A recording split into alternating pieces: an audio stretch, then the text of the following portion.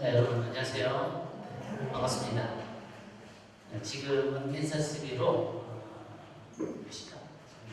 2시, 네, 밤 12시네요. 심야 강의를 시작하겠습니다. 네, 같이 기도하겠습니다. 하나님, 우리가 주님의 마음에 합한 사람 다윗의 삶을 살펴볼 때 성령께서 이 시간 이곳에 임하여 주셔서 우리 가운데 하나님 이 시대의 다윗들을 불러주시길 원합니다. 다윗을 만나주시고 다윗을 부르시고 다시 다윗에게 그 하나님의 아름다움과 그 시대의 하나님의 뜻을 계시하시는 성령께서 우리 이 살아가는 이 시대 가운데 우리 각 사람에게 하나님의 아름다움을 계시 주시기 원합니다. 또 우리 이 시대에 이 대한민국에 주님의 그 예비하는 마지막 때에 하나님께서 우리를 통하여 이루고자 하시는 하나님의 영광스러운 뜻을 우리에게 계시 주시기 원합니다. 예수님의 이름으로 기도합니다. 아멘. 네, 반갑고요. 제가 보통 마지막 때 요한계시록 이런 강의를 하는데 이번에 스케줄 때문에 선지자학교 초반에는 마지막 때에 대한 메시지보다 친밀감에 대한 메시지를 하는 게 좋겠다. 그래서 다윗의 삶에 대한 메시지를 준비했는데 너무너무 좋았어요. 제가 한 달 전부터 이 말씀을 기도실에서 준비하면서 제가 너무 많은 은혜를 받고 제가 알았던 메시지지만 다시 한번 이 다윗의 삶을 통한 하나님의 우리에게 주시는 귀한 메시지가 있습니다. 그래서 오늘 노트를 보시면요, 먼저 첫 페이지에 다윗 이 제목에 보면은 맨 윗부분에 세션 1 윗부분에 보면 다윗의 삶 리더십 레슨과 하나님과의 친밀감이라는 주제입니다. 그래서 주제가 전체적으로 다윗이 왜 하나님 마음에 합하였던 사람인가 그 여러 가지 이유를 살펴볼 거고요. 그리고 다윗의 삶에서 하나님께서 우리에게 알려주시고 우리가 배우기를 원하시는 영적 리더십, 그러니까 하나님께서 기뻐하시고 하나님께서 함께 하시는 그런 리더십은 어떤 리더십인가 그런 것에 대해서 우리가 살펴볼 거고요. 그 다음에 전체적으로는 왜 다윗이 하나님의 마음에 합한 사람이었던가라는 것을 살펴보도록 하겠습니다. 로마번호 1번입니다. 다윗은 예수님 다음으로 성경에서 가장 많이 기록하고 있는 사람입니다. 모세보다도 어떤 다른 선지자보다도 성경에서 66장에 다윗에 대한 기록이 있습니다. 또 다윗이 적은 시편들이 있는데 시편은 전체 150편이죠. 그 중에서 우리가 저자가 알려진 시편들이 100편입니다. 그 100편의 저자가 알려진 시편들 중에서 다윗이 적은 시편이 73편이에요. 거의 시편 전체가 그 다윗이 적은 시편하고도 과언이 아니죠. 그리고 저자가 알려지지 않은 시편에서도 아마 다윗이 적은 시편들이 꽤 많은 거라고 추측이 됩니다. 그래서 우리가 이 다윗의 삶을 여러 방법으로 공부할 수 있는데 역사적으로도 공부할 수가 있고 또 이 다윗의 삶을 통한 리더십과 여러 가지 공부할 수 있지만 이 짧은 시간 가운데 저희가 적어도 10시간 공부해야지 다윗의 삶을 공부했다 이렇게 얘기할 수 있는데 오늘 저희에게 주어진 시간이 4시간밖에 안 되니까 제가 여러분들에게 지금 집중해서 이렇게 풀어드리기 원하는 다윗의 삶은 역사적인 사건들도 있지만 그것보다는 시편들을 통한 이 다윗에게 보여주신 하나님의 아름다움, 그 기도의 집에서 왜 다윗이 이렇게 중요한가, 그리고 이 시대에 하나님께서 다윗의 삶을 통해서 저와 여러분에게 하시고자 하는 말씀이 무엇인가에 대한 이 기도의 집의 모델로 우리가 같이 풀어보기를 원합니다. 우리 야약을 시작하신 마이크 목사님에게 하나님께서 육성의 말씀으로 귀에 들리는 내면의 음성이 아니라 귀에 들리는 육성의 음성으로 주신 말씀이 한 2번인가 3번 있어요. 이번에 한 40년 사역 가운데 그 첫 번째 하나님께서 주신 육성의 음성은 1982년도에 카이로 이집트에 가서 이분이 여행을 하다가 하나님 앞에 부르고 기도하는 가운데 이 우레 같은 울리는 목소리로 멀리 말씀하시는 것 같으면서 가까이 말씀하시는 그런 하나님의 육성의 말씀으로 이런 말씀하셨습니다. 내가 기독교에 대한 이해와 표현을 한 세대에 바꾸리라. 그래서 기독교에 대한 이해라는 게 뭐냐면은 우리가 이해하고 있는 그리고 이 믿지 않는 자들이 이해하고 있는 교회의 모습입니다. 기독교의 모습입니다. 사도행전에 보면은 이 하나님의 영이 그 교회에 충만하게 임했을 때 많은 기적과 많은 부흥의 역사들도 있었지만 또 하나님을 두려워하는 경외의 영도 함께 임했습니다. 그래서 이 사도행전에 보면은 이 백성들이 그 예루살렘 사는 백성들이 이 성도들을 보며 사도들을 볼 때 칭송도 했지만 두려워하더라 이런 말씀이었습니다. 근데 지금 우리가 살고 있는 이 시대에는 교회를 그렇게 두려워하지 않습니다. 그 세상 사람들이 교회에 대해서 비판하고 비난하는 것을 그렇게 두려워하지 않습니다.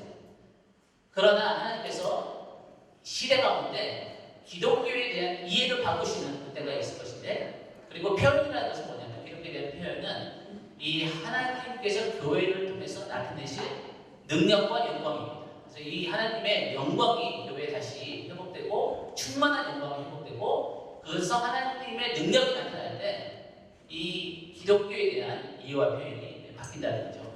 그래서 이제 그것이 첫 번째 육성의 영성이었고, 그 다음에 한 몇 년 지난 다음에 하나님께서 다시 한번 우리 아야벤 마이필 목사님에게 육성의 말씀으로 뭐라고 했냐면 24시간 기도의 집을 세울 것인데, 이 기독교에 대한 이해와 표현이 어떻게 바뀔 것이냐면은 24시간 기도의 집을 통해서 바뀌게 될 것인데, 그것이 다윗의 장막의 영에 근거한 24시간 기도의 장막을 통해서 이 기독교에 대한 이해와 표현이 바뀔 거라 이렇게 말씀드렸습니다. 그래서 지금 여기서 제가 말하고자 하는 요점은 이 다윗의 장막의 영에 근거한 247 기도. 그렇다면 이것이 무슨 뜻일까? 이 다윗의 장막의 영이라는 것입니다. 이 Spirit of the Tabernacle of David, 그 다윗의 장막에서 하나님 앞에 드렸던 그 예배의 영, 다윗이 보았던, 다윗이 만났던, 다윗이 체험했던 그 하나님은 어떤 분이시고 그것이 247 기도 운동을 끌어가는 원동력이 될 거라는 것입니다. 그래서 우리가 이 다윗의 삶을 공부하는 이유 중에 하나는 뭐냐면은 지금 이 시대에 하나님께서 전 세계적으로 일으키고 계시는 이 247 기도 운동의 가장 핵심, 가장 기초가 되고 가장 이 정체성을 가지는 이 하나님께서 이 시대에 부어주시는 이 기도의 기름 부으심을 우리가 다윗의 장막의 영이라고 할 수 있고, 이것을 우리가 다윗의 삶을 볼 때 더 자세히 알 수 있습니다. 로마서 2번입니다. 다윗 성도들을 위한 하나님의 모델. 다윗은 우리가 알듯이 하나님의 마음에 합한 사람이었습니다. 그러나 그 역대하 16장 9절, 우리가 잘 아는 말씀이죠. 역대하 16장 9절에 보면은 여호와의 눈은 온 땅을 두루 감찰하사 전심으로 자기에게 행하는 자를 위하여 능력을 베푸시나니, 이런 말씀이 있습니다. 무슨 말씀이냐면은 다윗은 어떤 사람이냐면, 왜 다윗이 하나님의 마음에 합한 사람이냐면은 하나님을 향하여 전심으로 찾았던 사람, 하나님을 전심으로 예배하고 하나님을 전심으로 배고파하고 하나님을 향해서 전심으로 자기의 시대에 하나님의 뜻을 이루는 사람입니다.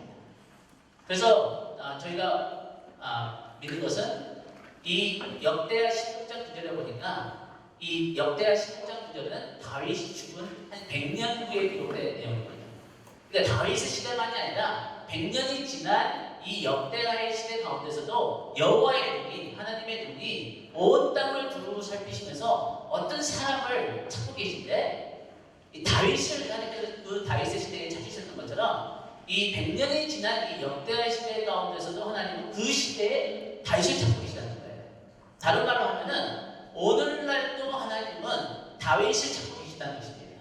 이 대한민국 땅에서 어딘가에서 하나님을 향하여 전심으로 배고파하고 하나님을 전심으로 예배하는, 그래서 그 다윗을 통해서 하나님의 이 시대의 영광과 능력을 나타내기를 원하시는 하나님의 사랑을 찾고 계시는 거예요. 이 열방교회 여러분들이 이곳에, 저는 모르지만 하나님은 아시고 이 자리에 있는 누군가가 이 시대에 하나님이 찾으시는 다윗이 되시길 축복합니다. 하나님은 이 시대에 이 다윗을 통해서 역사를 원하시고 예배를 회복하기를 원하십니다. 이사야서 55장 3절 4절 말씀 여기 노트에 나와 있죠. 이사야는 다윗이 죽은 후 한 300년 후에 사역을 했던 선지자입니다.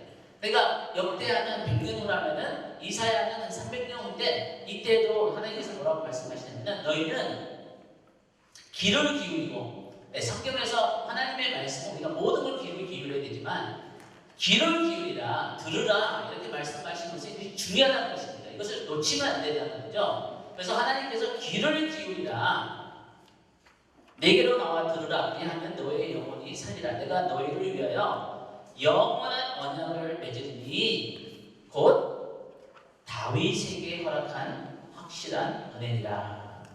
보라 내가 그를 만민에게 증인으로 세웠고 이 증인으로 세웠다는 것은 뭐냐면은 모델로 세웠다는 것입니다. 그러니까 하나님께서 찾으시는 이 시대에 찾으시는 하나님의 마음에 합한 자가 이 다윗과 같은 자를 찾으신다는 거예요. 그래서 우리가 다윗의 삶을 공부하는 이유 중에 하나는 이런 하나님이 찾으시는 사람이 어떤 사람인지 그리고 그와 같은 다윗과 같은 저와 여러분이 되기를 원하는 마음으로 다윗의 삶을 살펴보는 것입니다. 그런데 그것은 이 모델만이 아니라 증인으로만 아니라 만민의 인도자와 명령자로 삼았다고 했습니다. 여기 다시 말하면은 하나님이 이 시대에 찾으시는 영적 리더의 모습은 이 다윗과 같은 사람이라는 것입니다. 여러분들이 하나님의 마음을 기쁘시게 해드리고 하나님께서 마음껏 사용하실 수 있는 이 시대의 영적 리더가 되기를 원한다면은 반드시 다윗의 삶을 알아야 합니다. 그래서 우리가 이 다윗의 삶을 통해서 구체적으로 어떤 부분이 하나님의 마음에 합하였고 왜 하나님께서 이 다윗을 모든 시대에 있는 성도들의 모델로 삼으셨고 하나님께서 찾으시고 사용하기를 원하시는 이 리더, 지도자, 이 명령자의 모습이 이 다윗의 모습이라는 것입니다. 그래서 이 다윗의 삶은 이 다윗의 시대만 아니라 모든 시대 가운데 하나님께서 찾으시는 모델이라는 것입니다. 다음 페이지 넘어가겠습니다.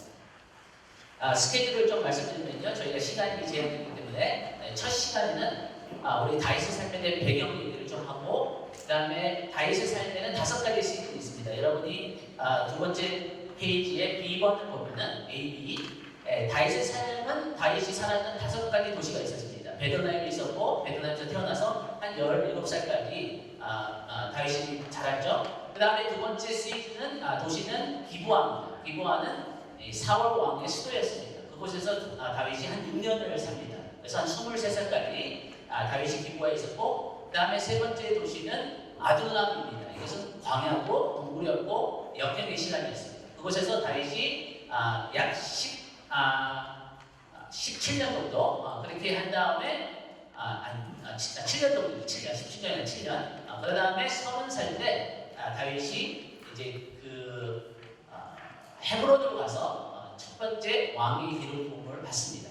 그것이 이제 네 번째 도시가 헤브론이고요. 그다음에 5번째 도시는 예루살렘 아니면 시온입니다. 이 5가지 도시 다윗이 살았던 이 5가지 도시를 우리가 예언적으로 좀 보면서 이것을 예언적인 시즌으로 우리가 보기를 원합니다. 그래서 여러분 가운데 이 자리에 있는 분들은 베들레헴의 시즌에 있는 분들이 있어요. 나이하고 상관없습니다. 이 시즌은 우리의 영적인 시즌을 얘기하는 것입니다. 그래서 베들레헴에 하나님께서 숨겨놓으시고 이 사람들에게 알려지지 않은 자리에서 하나님 한 분의 청중 앞에서 예배를 드리고 자기 자신을 준비하는 그런 시즌을 우리가 베들레헴 시즌이라고 합니다. 예수님께서도 베들레헴에 태어나시죠. 베들레헴 마국간에서 태어나셨습니다. 그래서 하나님의 모든 위대한 일은 베들레헴에서 시작합니다. 작은 것, 보이지 않는 것, 사람들이 알아주지 않는 그런 작은 장소에서 시작하는 것을 베들레헴의 시즌이라고 합니다. 그 다음에 두 번째는 기브아, 세 번째는 아둘람, 네 번째는 헤브론, 5번째는 예루살렘 아니면 시온의 시즌이라고 하는데 이 5가지 시즌을 볼 때 우리가 첫 시간에는 베들레헴까지 보면 좋겠고 그 다음에 두 번째 시간에는 기브아와 이 아둘람의 시즌, 그 시즌을 보게 될 것이고 세 번째 시간에는 헤브론과 예루살렘 시즌까지 볼 것입니다. 그리고 마지막 시간에는 가장 중요한 시간이 될 텐데 이 다윗의 삶에서 보여줬던 하나님의 아름다움과 다윗이 어떻게 하나님 앞에 열정적인 예배자가 될 수 있는지 하는 시편의 말씀들을 우리가 살펴보면서 오늘 강의를 마치도록 합니다. 그래서 많은 내용들이 있기 때문에 제가 약간 말을 빨리 해도 여러분들이 잘 따라오시고요. 그리고 노트가 굉장히 많습니다. 지금 45페이지 플러스 마지막에 하나님의 아름다운 다윗의 이야기가 있는데 이것을 다 4시간 만에 커버하는 것은 가능하지만 여러분이 너무 힘들 거예요. 그래서 제가 이렇게 간단하게 하이라이트만 하고 그 다음에 여러분들이 스스로 공부하면 좋고요. 저희가 이 다윗의 삶을 공부하는 이유 중에 하나가 뭐냐면은 아까도 얘기했지만 다윗의 삶에 대한 기록이 성경에 61장이 있어요. 그리고 다윗이 지은 시편이 73개가 있어요. 이 모든 것을 여러분들이 공부하면서 왜 이 시대에 이 다윗의 삶에 이 다윗의 장막에 있는 근거한 하나님께서 지금 이 시대에 일으키기를 원하시는 이 기도의 운동의 영은 무엇인가? 이 DNA는 무엇인가? 이 하나님께서 이 시대에 이루고자 하시는 그 하나님께서 찾으시는 그런 그 예배자의 모습은 어떤 것인지를 같이 살펴보기를 원합니다. 2번을 보겠습니다. ABCD 아직도 2페이지입니다. 우리가 다윗의 삶의 5가지 계절에 대해 공부하면서 베들레헴, 기브와 아둘람, 헤브론, 이 예루살렘 시즌을 공부하면서 다윗이 쓴 시편의 문지를 통해 그의 삶을 공부하기를 원합니다. 우리가 역사적으로 보면은 사무엘 상하가 보면 다윗의 삶이 보입니다. 역대서 늑대하까지 포함해서. 그러나 우리가 시편을 통해서 이 다윗이라는 사람을 보기를 원합니다. 그 이유는 뭐냐면은 이 시편에는 다윗의 감정이 나와 있습니다. 다윗의 깊은 영혼의 고백들이 나와 있습니다. 다윗이 만난 하나님에 대한 계시들이 나와 있습니다. 그리고 하나님이 다윗을 어떻게 바라보셨는지 하나님의 시각이 나와 있습니다. 그리고 더 나아가서는 우리가 하나님을 어떻게 보는가를 다윗이 만난 하나님, 다윗이 본 하나님을 본다면은 그래서 다윗이 그 하나님을 만남을 통해서 자기 자신을 다르게 봅니다. 여러분, 우리가 성경 공부를 하는 가장 중요한 이유 중에 하나가 뭐냐면은 나의 자신의 정체성과 나의 삶을 하나님의 시각으로 보는 것을 배우는 것입니다. 만약에 여러분들이 이 다윗의 삶을 통해서 하나님을 새롭게 볼 수 있고 다윗이 보았던 하나님을 우리가 볼 수 있고 그 하나님이 나를 어떻게 바라보시는지 다른 사람이 바라보는 것이 아니라 내 자신이 나를 바라보는 것이 아니라 하나님께서 나를 어떻게 바라보시고 나에 대해서 어떻게 느끼시고 나에 대해서 어떻게 생각하시는가를 알게 되면은 여러분의 삶의 상황을 완전히 달리 볼 수 있습니다.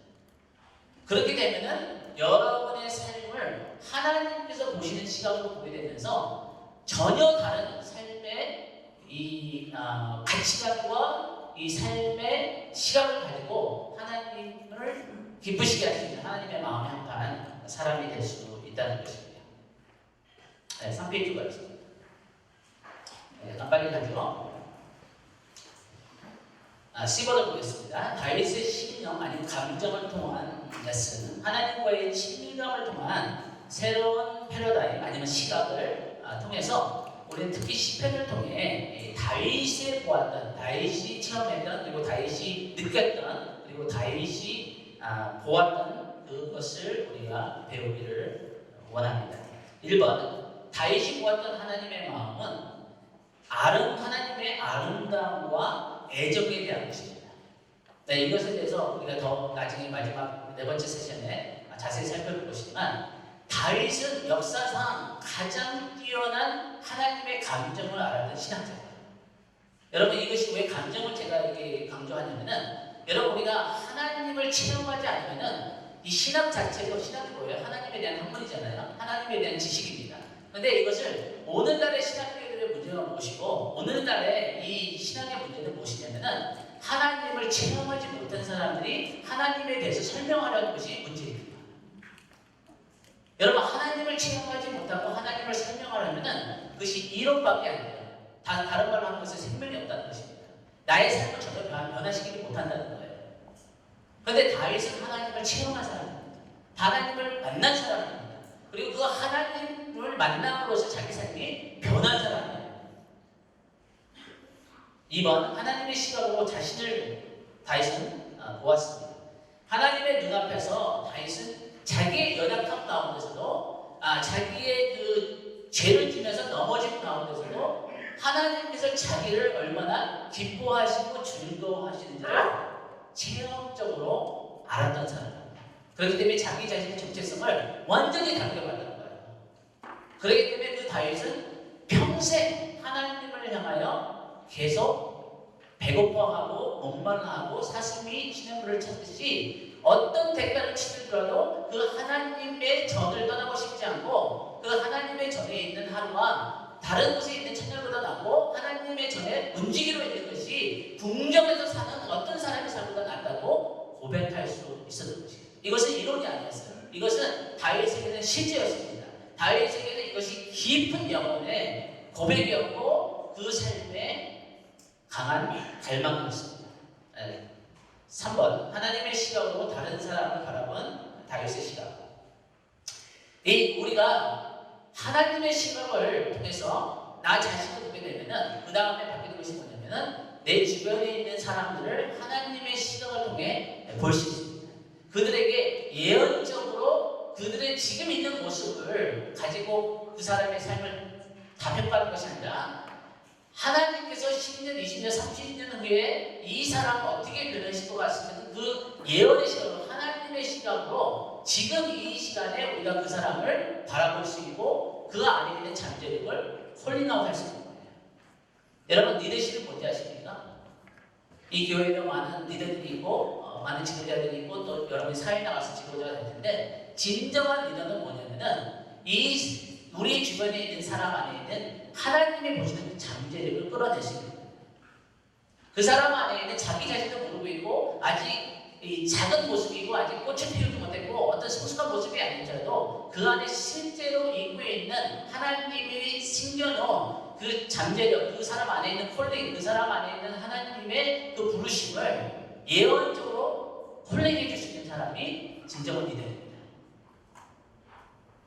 네 번째, 자신의 환경을 보았던 다윗의 시각. 다윗이 압박과 축복을 어떻게 보았는지를 성경을 통해서 우리가 보기를 원합니다. 이것을 우리가 보게 되면은 나의 삶과 나의 상황을 완전히 다르게 해석할 수 있습니다. 그렇게 되면은 나의 삶이 완전히 다른 가치관과 다른 것을 따라서 살게 돼 있어요.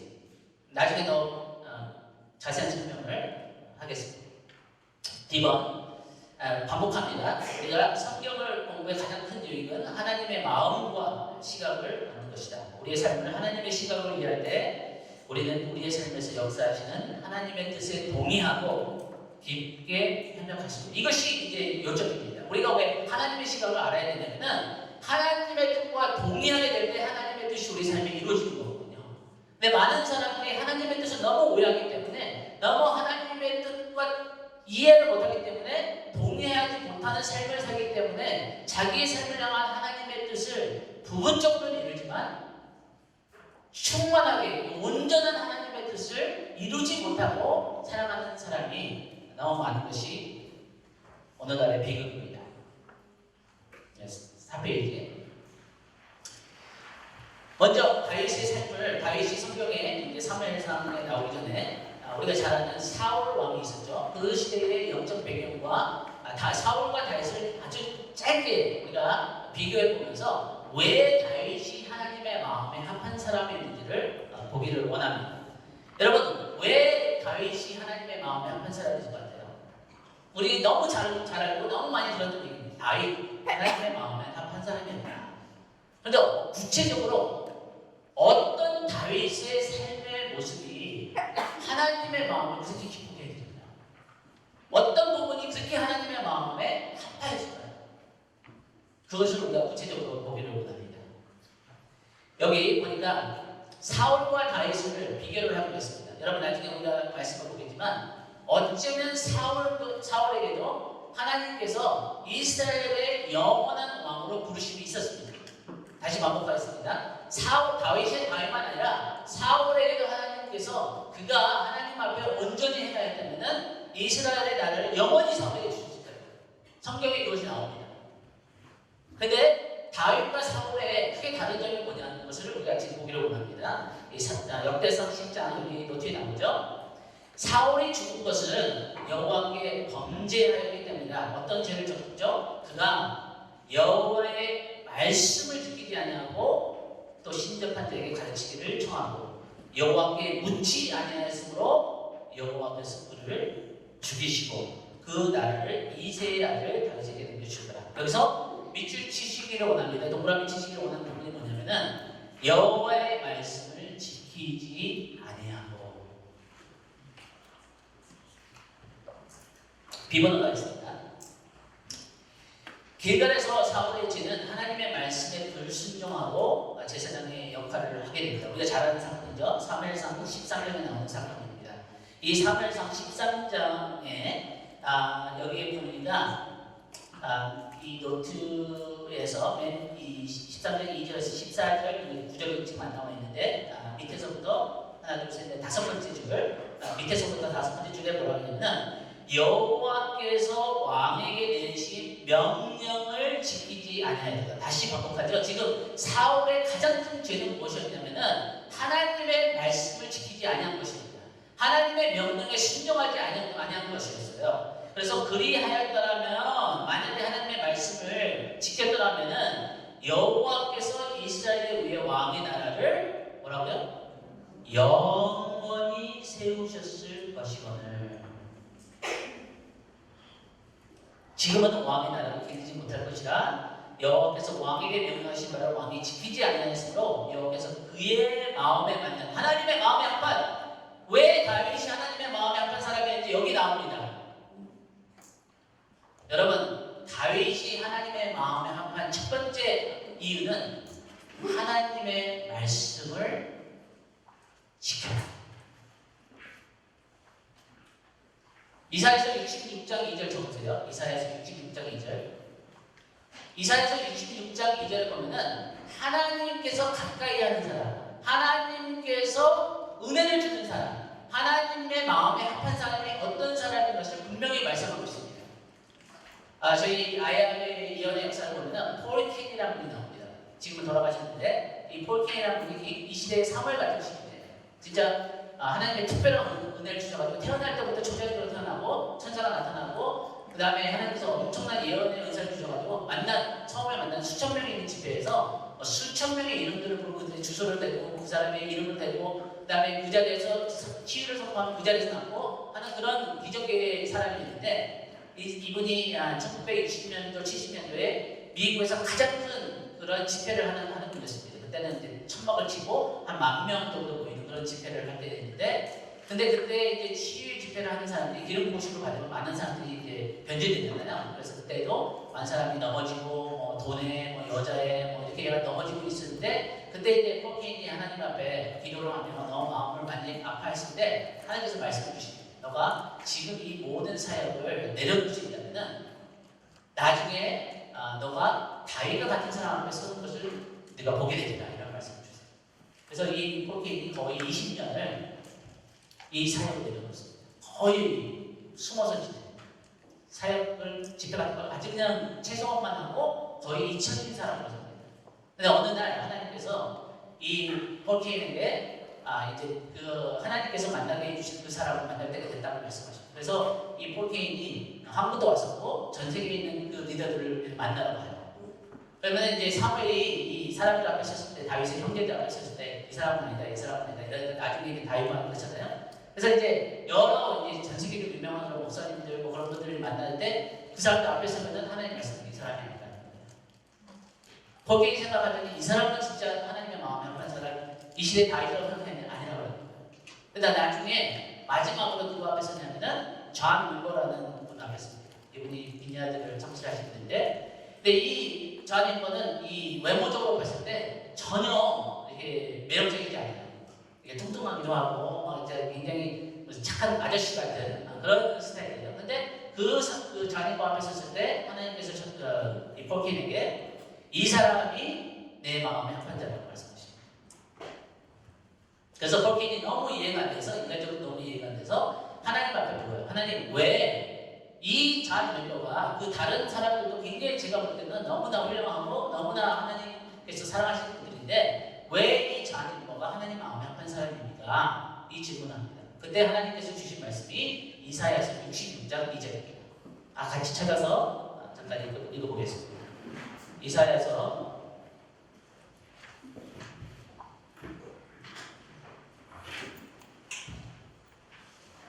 66장 2절 말씀 우리 한 목소리로 읽겠습니다. 찾으셨나요? 네, 시작. 나 여호와가 말하노라. 나의 손이 이 모든 것을 지어서 다 이루었느니라. 무릇 마음이 가난하고 심령이 통량하며 나의 말을 인하여 떠는 자 그 사람은 내가 부르노라. 그때 하나님께서 폴케에게 하신 말씀이 뭐냐면 자 1번은 내 말에 떠는 자다. 여러분 사울과 다윗의 다른 점이 무엇인지 아세요? 사울의 문제가 무엇인지 아세요? 사울은 하나님을 두려워하기보다 사람을 두려워했습니다. 다른 말로 하면 사울은 사람들에게 인정을 받는 것이 너무 중요했어요. 여러분 내가 인정을 받고자 하는 사람을 내가 두려워하게 됩니다.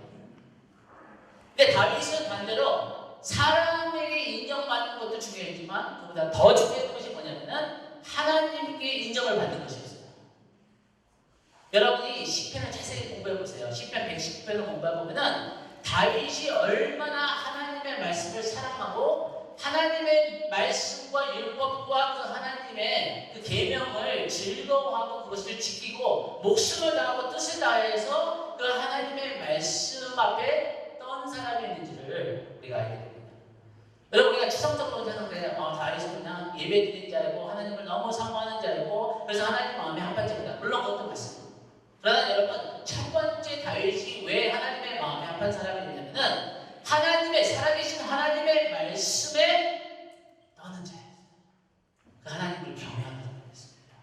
근데 하나님의 말씀을 지키는 것이 다른 사람들 앞에 인정받는 것보다 자기 삶의 목숨보다 더 중요하게 살아가는 사람이 다윗이라는 것이거든요. 다음 페이지 보겠습니다. 5페이지에 사울의 제1시각성은 이스라엘의 가장 대표적인 지도자로서 이 사람들에게 영향을 끼칠 수 있는 왕으로서 자존심과 두려움에 의해서 사람들 앞에서 잘 보이고 성공하는 것을 사람들 앞에서 인정받는 것을 하나님 앞에서 거룩함보다 더 중요하게 선택했다는 것이다. C번입니다. 이 사무엘상 15장 미추신 부분을 보죠. 12절에 사울이 갈멜리로 자기를 위하여 기념비를 세우고 여러분 사람들에게 인정받고자 하는 사람들을 두려워하는 사람의 가장 그 근본적인 가장 깊이 뿌리 있는 곳에 동기는 뭔지 아세요?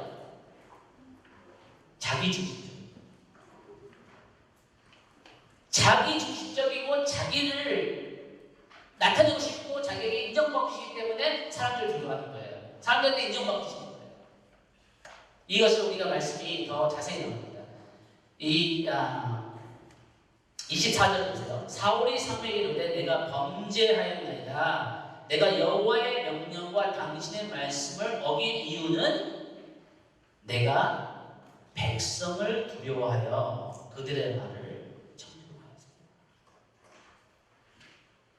여러분들이 가장 두려워하는 것이 뭐예요? 어쩌면 그것이 여러분에게 가장 중요한 것입니다. 그래서 그 가장 중요한 것을 잃어버리는 것을 가장 두려워하는 거예요. 여러분 사울은 왜 이 하나님의 말씀을 순종하지 못했냐면은 사람들을 두려워하기 때문이에요. 사람들에게 인정을 받고 싶기 때문이에요. 그 안에는 자기중심적인 자기의 이 자아의 그 궁핍함에 있는 깊은 것이 있었다는 거죠. 22절을 보니까 사무엘이 이르되 여호와께서 번제와 다른 제사를 그의 목소리를 청종하는 것을 좋아하시는 같이 좋아하시겠느니까 순종이 제사보다 낫고 그의 목소리를 청종하는 것을 좋아하시는 같이 듣는 것이 수령의 기름보다 나으니 이는 거역하는 것은 점치는 죄와 같고 완고한 것은 무상하게 절하는 죄와 같으니라. 그래서 사울이 나중에 간 곳이 어디예요? 신접하는 거잖아요. 불순종의 영은 결국에는 그것으로 가게 되어 있습니다. 불순종의 영은 작게 시작할지 모르지만 결국 끝은 어디로 가냐면은 하나님을 떠나서 귀신에게 가게 돼 있습니다. 우상숭배로 가게 돼 있습니다. 여러분 이 시대의 그 우상숭배가 어떤 그 뿌리가 있냐면은 우리가 신학을 보면은 이 탐욕은 우상숭배이라 이런 말씀이 있습니다. 이 자기주의적인 이 탐욕, 욕심 그것이 결국에는 우상으로 이끌게 되는 거예요. 그래서 하나님을 버리는 결과로 나타나게 된다는 것입니다. 그래서 하나님이 사울을 버리시게 되는 것입니다. 30절을 보세요. 사울이 얼마나 자기 중심적이었고 사람들을 둘러있냐면은 이 사무엘이 이렇게 책망을 하고 그렇게 하는 것을 보면서 뭐라고 28절에 보니까 사무엘이 왕의 날을 이제 떼어서 왕보다 더 나은 자에게 하나님께 주셨다. 이제 이 왕이 하나님께서 왕의 그 기름 부으심과 하나님의 인정하신 것을 취소하셨다. 이 말을 듣고 나서도 사울이 얘기한 것을 뭐냐면 30절에 보니까 사울이 이르되 내가 범죄하였을지라도 이제 청하옵나니 내 백성의 장로들 앞과 이스라엘 앞에서 나를 높이사. 이 상황에서도 사울에게 가장 중요했던 것은 사람들 앞에 자기의 자존심과 자기의 그 두려움에 그 사람들에게 인정받는 것을 가장 중요한 것으로 여겼다는 거죠. 여러분 우리가 이것을 이론적으로 생각할 때는 너무 쉽고 당연한 것 같이 보이지만 특히 이 사역자들 여러분들 가운데 하나님의 사역자를 부르신 사람들이라면은 모든 사람이 그렇지만 이 문제를 다루게 됩니다. 여러분이 어떤 사역을 시작하기 전에 어떤 하나님 앞에 어떤 사역을 구하기 전에 이 문제를 우리가 해결해야 되는 것입니다. 내가 누구를 기뻐하는가? 내가 누구를 기쁘시게 하는 것이 나의 삶의 가장 중요한 것인가? 그렇지 않으면 여러분의 결국 여러분의 사역은 사람들을 기쁘시게 하게 되고 나중에는 그 사람들 때문에 큰 상처를 입니다. 어떤 분이 저한테 그런 질문을 했어요. 제가 사역을 전임으로 시작한 지 한 10년이 됐을 때 어떤 분이 저한테 이런 질문을 하시더라고요. 사역자로서 가장 어렵고 가장 보람되는 일이 무엇입니까? 라는 질문이었어요. 그래서 제가 좀 생각한 다음에 이렇게 답을 했습니다. 사역에 가장 힘들고 가장 보람 있는 것은 같은 것입니다. 사람입니다. 사람이 사역이 일이 많은 것보다 사람이 가장 사역자의 마음이 큽니다. 그러나 사역자에게 가장 큰 보람도 사람이 변화되는 거예요. 우리가 성공을 하고 유명세를 타고 어떤 부귀 영화를 누리려고 사역자에게 가는 것이 아니잖아요. 하나님이 나를 만나주셔서 나에게 주신 그 은혜와 나에게 주신 그 사랑이 너무 크기 때문에 이 은혜와 사랑을 다른 사람에게 전해서 그 사람도 그 하나님을 만나게 하고자 하는 것이 이 사역자의 길을 가게 된 동기라는 거죠. 근데 이 사람들을 우리가 사랑하되 그들을 두려워해서 사람들을 사랑하되 사람들을 의지해서는 여러분 저를 따라해보세요. 사람은 사랑의 대상이지 의존의 대상이 아니다. 의존의 대상은 하나님 한 분이십니다. 제가 아는 어떤 사모님이 저한테 이런 고백을 했어요. 이분이 이제 이민 목회를 오래 하셨던 분인데 너무나 처음에는 신나고 너무나 기쁘게 사역을 하다가 교회가 좀 커지고 사역도 분주해지고 막 그러다가 이분이 그 우울증을 걸렸어요. 사람들이 너무 치여가지고 나중에는 그것이 공포 기피증까지 갔어요. 그래서 사모님인데 사람들 만나는 너무 싫고 그래서 여러 핑계를 대면서 사역자의 사역에 자리 나오지 않냐고 목사님 너무 힘들어하고 성도들도 막 궁금해하고 그런 시간이 꽤 갔습니다. 한 1년 정도. 그러다가 이분이 이제 너무 이랬는데 안 돼. 너무 다급해가지고 하나님께 부르짖는데 하나님이 어떤 찬양 예배를 가라, 집회를 가라 해서 그 집회를 2시간 운전해서 아주 다급하게 하셨습니다. 그 자리에서 예배 가운데 하나님을 만나주셨어요. 그래서 이분이 눈물을 흘리면서 거기서 치유를 받고 그래서 주님께서 그때 말씀하십니다. 딸아, 너가 나를 사랑하느냐? 주님께서 베드로에게 말씀하셨듯이 너와 시몬의 아들아, 너가 나를 사랑하느냐? 그 음성이 들립니다. 그래서 이 사모님이 뭐라고 했냐면 주님, 내가 주님을 사랑해요. 그러나 양을 치라고는 말씀해 주지 마세요. 주님은 너무 좋은데 사람은 너무 힘들어요. 그래서 주님께서 이분을 만나서 치유해 주시면서 지금은 너무 정사역도 잘하시고 사람들 너무 좋아하고 사람들을 너무 훌륭한 그런 목회를 하십니다. 여러분 여기서 지금 제가 얘기하고 싶은 것은 여러분의 사역자든 아니든 우리는 사람하고 같이 살아가게 되잖아요. 그렇죠? 그리고 사람을 통해서 하나님이 역사하시고 우리를 통해서 하나님을 다른 사람에게 하나님의 그 은혜와 사랑의 통로가 되기를 원하신다는 거예요. 그런데 여러분 그것은 우리가 통로지 우리 안에는 그 사람을 사랑할 수 있는 능력과 그 사랑이 없다는 것입니다. 시간이 가니까 그 다음 페이지 6페이지 제가 첫 시간에는 9페이지까지 가면 됩니다. 그러니까 시간이 잡고 왔습니다. 하나님이 보신 다윗의 마음과 심정은 여호와께서 그의 마음에 맞는 사람, 마음에 합한 사람을 보여 여호와께서 그를 그의 백성의 지도자로 삼으셨느니라.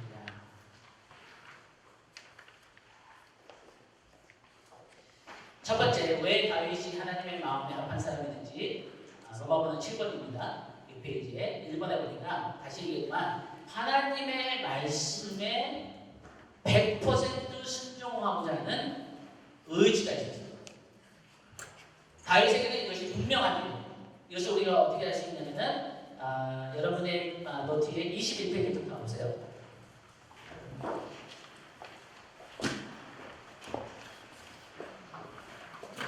네, 21페이지를 보면은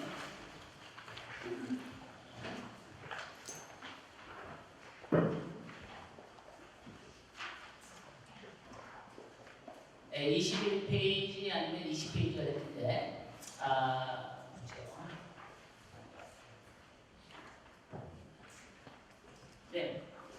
네, 20페이지가 될지 21페이지가 될지 모르지만 D번에 순종에 대한 깊은 의지 찾으셨나요? 네. 순종에 대한 깊은 의지. 다윗은 하나님께 순종하라는 깊은 결심이 있었다. 그의 연약한 가운데 하나님의 자비를 받으려고는 전적인 순종으로 돌아가고자 하는 은혜를 받았다. 그의 영혼에는 하나님을 향한 지속적인 강력한 예스가 있었다. 여러분 이것이 하나님 앞에서 하나님의 마음에 합한 다윗의 굉장히 중요한 부분입니다.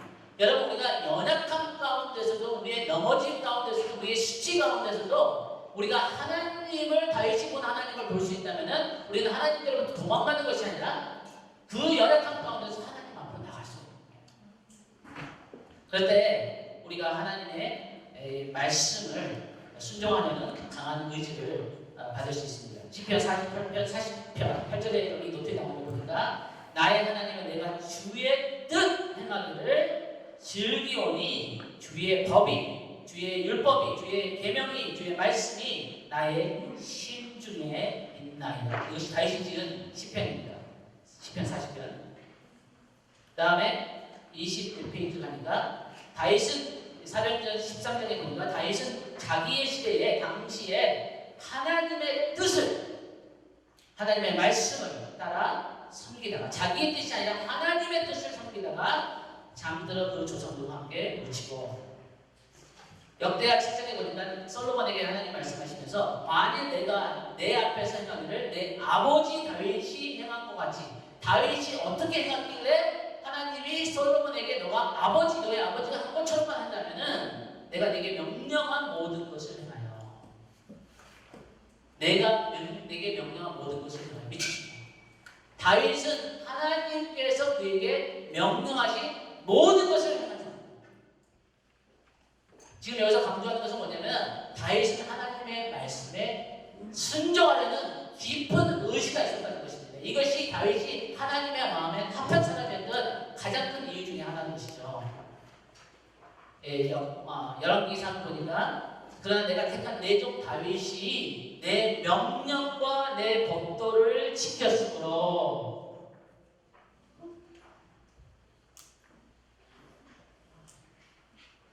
다시 노트로 돌아와서 6페이지로 돌아와서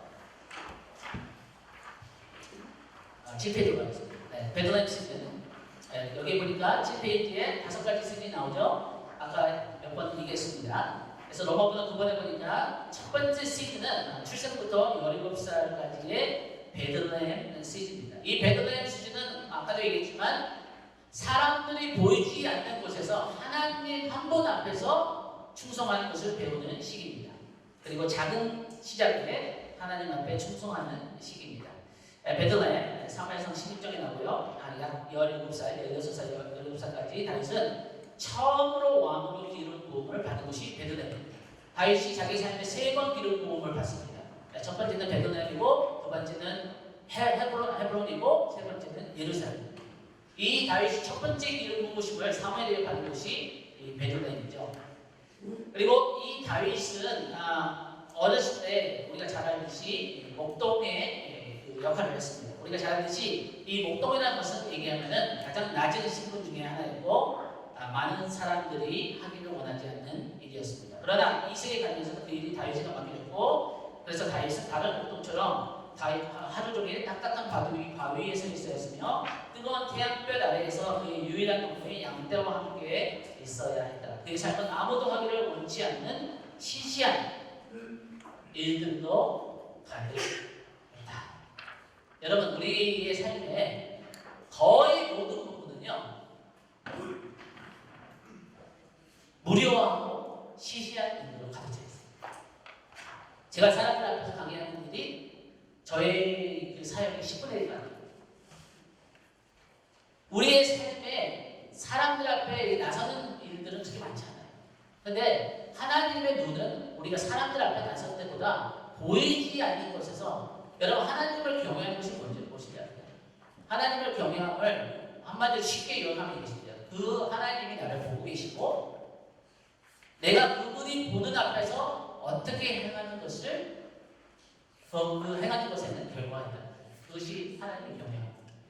그 하나님의 두 눈동자가 나를 지켜보고, 아무도 다른 사람 보지 않는데도 나를 지켜보고 있고, 내가 그분 앞에서 하나님의 눈 앞에서 내가 어떻게 행하는지를 사는 그 삶에는 반드시 결과가 있다. 하나님께서 보상해 주십니다. 그래서 여기 밑에 보니까 밑줄 부분에, 그러나 다윗은 그 일들을, 이 시시하고 무료한 일들을 향해 주님을 향해 헌신의 마음을 갖고 감당했고, 지루하고 따분한 일 중에서 그의 영혼은 항상 주님을 향해 yes 라고 말하고 있었다. 그것이 다윗의 첫 번째 승리였다. 여러분, 만약에 우리가 상상해 보세요. 이 사무엘서 16장에 보면은 사무엘이 이제 그 하나님께서 세울 새로운 왕을 기름 부으라고 했잖아요. 그래서 하나님 그 다윗의 7명의 형들이 다 지나가야 돼. 아닌 거예요. 그래서 이 너에게 아들이 더 있느냐 이세에게 있냐니까 만약에 있는데 그 양을 치고 그 상태에 있다 한 명이 얘기했는데, 이 가족이 지금 선지자 사무엘을 만나는 그 중요한 자리에 초청도 받지 못한 다윗인 거죠. 근데 그때 사무엘이 뭐라 하냐면은 그가 오기 전까지 우리가 앉지도 아니하면 마시지도 않고 먹지도 아니할 것이니 그를 빨리 데려오라는 거예요. 그래서 누군가 형들 중에 한 명이 가서 다윗을 찾아서 오잖아요. 그렇죠? 근데 여러분 한번 생각해 보세요. 만약에 다윗이 그 자기가 맡은 일을 충성스럽게 신실하게 성실하게 하지 않았다면은, 그때 사무엘이 찾을 때 이 다윗을 누가 찾고 왔는데 그 자리에 없었다면 어땠을까? 다윗을 찾아 왔는데 사무엘이 지금 찾고 있는데 기름을 부어주려고 했는데 다윗이 자기 있어야 할 자리에 없었다면, 여러분 이것은 저와 여러분에게 작은 일일지 모르지만 하나님 앞에는 굉장히 중요한 일입니다. 여러분이 있어야 할 자리에 있으셔야 됩니다. 여러분이 있어야 할 자리에 있을 때 어느 때가 알 수 없으나 그때 하나님께서 여러분을 부르실 때가 있습니다. 그때 여러분이 있어야 할 자리에 없으면은 여러분이 그 하나님을 부르시면 못 받을 수도 있다는 거예요. 여러분, 우리가 아무리 작은 일이라도 시시한 일이라도 그것을 하나님 앞에 죽게 하듯이 할 때 하나님께서 그것을 보신다는 것이 이 베들레헴 시즌의 레슨인 것입니다. 8페이지. 이곳에서 다윗은 이스라엘 왕이 되냐는 약속을 처음 받습니다. 다윗을 향한 하나님의 이 땅에서 주요한 목표는 그를 하나님을 사랑하고 하나님의 사랑을 받는 용사여 예배하는 리더로 만드는 것이었어요. 여러분, 우리가 나중에 성경을 이제 보면 알지만 저는 다윗의 삶을 지금 굉장히 많이 공부했는데 저는 확신해요. 100% 확신해요. 하나님께서 다윗을 부르신 것은 왕을 만드시려는 목적도 있었지만 그보다 더 중요한 목적이 있었어요. 그 목적은 무엇이냐면은 하나님은 다윗을 예배하는 왕으로 세우고 원하신다. 다른 말로 하면은 하나님은 이 이스라엘의 예배의 개혁을 할 사람을 찾으셨다는 거예요. 이 시대에 사사들과 이 사울과 이 엘리와 이 영적으로 타락하고 무너지고 예배가 무너지는 그런 시대 가운데 하나님 한 분만을 진정으로 예배하는 아무도 보지 않는 그 들판에서 하나님의 그 아름다움을 보면서 한 분의 청중 앞에서 예배하는 그 다윗은 하나님의 두 눈을 보고 계셨다는 거예요. 16년 동안 17년 동안 지키고 오시다가 때가 됐을 때 하나님의 선지자 사무엘을 보내서 하나님 부르시는 거예요. 내 마음의 합한 자, 나를 예배하는 자. 여러분 시편 78편을 보면은 하나님께서 뭐라고 그러냐면은 내가 나의 마음에 기뻐하는 다윗을 그 들판에서 찾아노라는 말씀이세요. 그래서 그를 불러서 이스라엘의 왕으로 삼으셔서 이 국가적인 예배의 개혁을 원하셨다. 여러분 지금 대한민국에 지금 하나님께서 하시고자 하고 싶으신 일들이 있는 거예요. 지금 하나님은 그 불꽃 같은 두 눈으로 이 땅 가운데 누군가를 지금 찾고 계신 거예요. 그 역대하 16장 9절에 말씀한 것처럼 전심으로 죽게 향하는 자를 하나님의 눈을 찾고 계신 것입니다. 그리고 이 시대에 그 다윗을 찾아내셔서 이 대한민국의 예배를 회복하기를 원하십니다. 왜? 이 나라의 예배가 회복되면은 모든 것이 보입니다. 예배가 회복되면은 하나님의 임재가 오는 것이에요. 하나님의 임재가 오면 하나님의 모든 영광과 하나님의 모든 빛과 하나님의 모든 능력이 이 땅에 임하게 될 때 이 땅의 모든 것이 바뀌게 되는 것입니다. 9페이지. 당신은 어떤 사람이 그의 정체성을 일이나 약속에서 찾으려고 한다면 금방 그것을 알아챌 수 있을 것이다. 여기서 얘기하는 것은 정체성을 얘기하는 것입니다. 일이 나쁘다는 것이 아니에요, 여러분. 우리 다윗의 삶을 우리가 자세히 공부하면 다윗이 하나님의 뜻을 이루기 위해서 얼마나 많은 대가 지불을 하고 얼마나 많은 희생을 한 것을 우리가 알 수 있습니다. 그래서 여기서 얘기하는 것은 일이 나쁘거나 일이 굉장히 중요한 거예요. 하나님의 맡은 자에게 구할 것은 충성이라고 하셨습니다. 죽기까지 충성해야 됩니다. 그러나 그보다 더 중요한 것을 얘기하는 거예요. 하나님이 나에게 맡기신 사역이나 나에게 맡기신 일보다 내가 어떤 사람들의 앞에서 인정받고 성공하는 것이 그것보다 더 중요한 것이 뭐냐면은 하나님이 이 베들레헴 시대 가운데 다윗에게 가르쳐주길 원하시고 다윗에게 그 깊이 뿌리를 내려서 어떤 성공과 어떤 역경과 어떤 시험이 오더라도 절대 흔들릴 수 없는 그 다윗의 정체성을 하나님께서는 두기를 원하셨는데 그것이 뭐였냐면은 하나님을 사랑하고 그 하나님 안에서 자기의 정체성을 배우는 것입니다. 그래서 지휘관에게 다시 가니까 그는 성공하려고 했으며 능력 있는 사람부터 은총을 입으려고 무더기도 노력한다. 그는 경쟁과 성급함의 영을 가지고 주변 사람들을 긴장하게 만든다. 당신은 그에게서 무언가 잘못되어 가고 있음을 깨달을 수 있다. 왜냐하면 그 사람은 하나님의 사람으로 불림에도 불구하고 그의 영혼에 분리와 나눔이 있기 때문이다. 정체성의 갈등이다. 보기에는 멀쩡하지만 내면적으로 보면 그는 그의 정체성을 확립하기 위한 큰 전쟁을 하고 있는 것이야. 네, 우리 밑에 제2복을 보겠습니다. 우리 각자는 베들레헴에서 시작한다. 그래서 하나님 안에 있는 우리의 정체성을 발견하고 작은 일에 충성하게 된다. 세상적인 관점에서 본다면 베들레헴을 건너뛰고 곧바로 최후의 목적지인 예루살렘으로 가는 것이 훨씬 더 멋져 보이는 것이다. 그러나 더 높은 곳으로 가고자 하는 우리의 여정은 작은 일들로부터 시작한다. 그것은 당시 무시를 당하거나 한쪽으로 밀려나가는 소리의 영향을 받는 것을 의미할 수도 있다. 그러나 이 중요한 시기는 미래의 성공을 위한 하나님의 그 부르심을 이루기 위한 기초를 놓는 시간이다. 그것은 아주 필수적이며 당신의 여정에 피할 수 없는 부분이다. 아무도 예외 없다. 심지어 예수님도 베들레헴의 누추한 마을에서 이 땅의 여정을 시작하셨다. 영원한 왕도 베들레헴에서 시작하였고 그분을 따르는 저와 여러분을 모두 포함한 우리 모두 사람도 하나님과의 우리의 스토리는